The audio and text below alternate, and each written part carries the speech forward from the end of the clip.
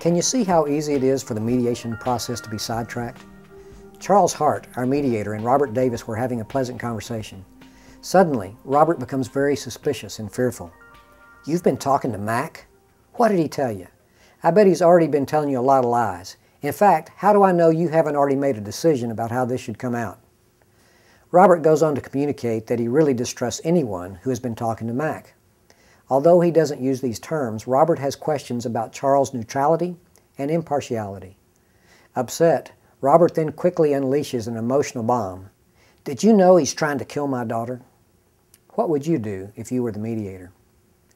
If I were sitting next to Charles Hart, I would have several suggestions for him. You'll find more information about dealing with barriers in your reading assignments and in the virtual classroom. The first thing I would do would be to congratulate Charles for recognizing Robert's confusion between mediation and arbitration. It is hugely important for the parties to understand what mediation is and isn't. Charles pointed that out, but moved past it too quickly. Robert said it didn't matter whether this was arbitration or mediation, but he said that because he didn't understand the difference. And when Charles made a simple point that there was a difference, Robert was placed on the defensive.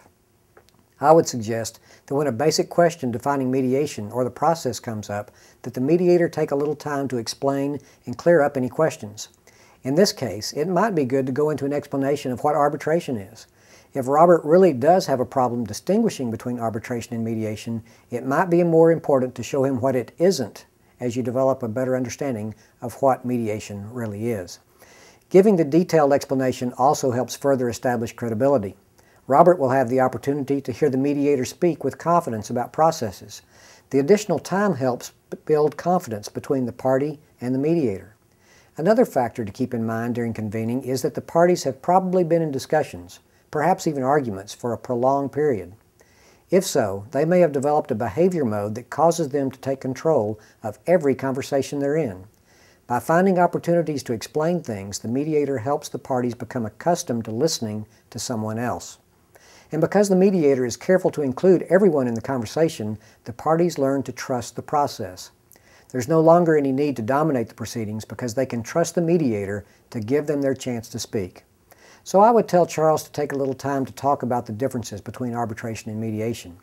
Then, when Robert launches his emotional volley about Mac trying to kill Janet, Charles can address Robert's concerns within the context of the process. He can take the opportunity to remind Robert of the way a mediator does his job.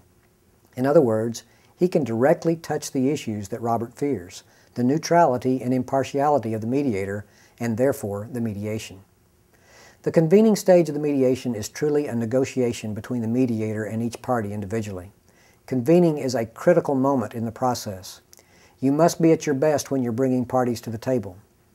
Just an aside here, in some cases, the convening activities will be handled by your office administrator, or if you work in a large organization, your human resource professional.